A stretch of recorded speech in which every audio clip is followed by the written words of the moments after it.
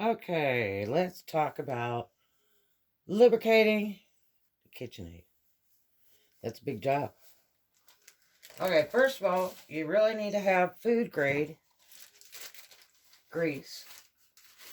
KitchenAid sells their own grease, and they even ship you a putty note with it and everything. But there's like two places of grease down here and here. And this planetary is the first one, and it's a big thing, take all that apart. But you take all the grease out, and usually the best way to do it is with a flathead screwdriver.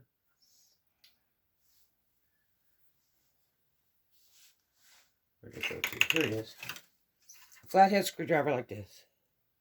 When the machine is unplugged and you've been dismantling it, flathead screwdriver helps scoop a lot of that goog out.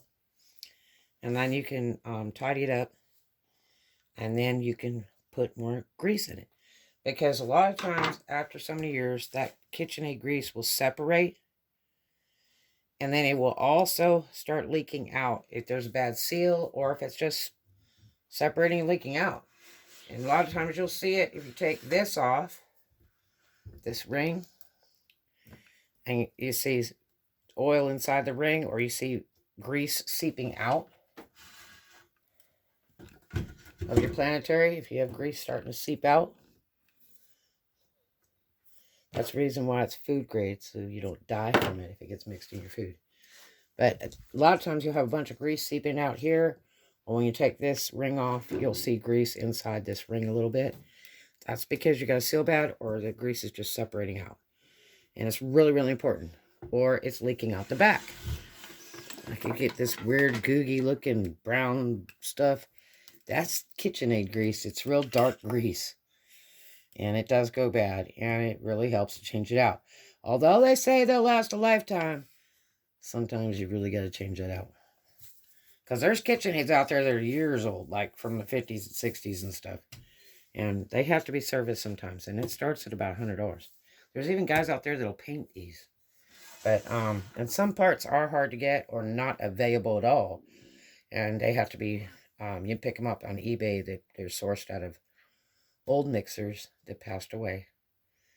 But anyway, you've got to use the proper grease. This stuff here, you order it, it's $10 a tube. And this is made by McLaughlin Oil Company. And it's called Sanitary Petrol Gel Lubricant White.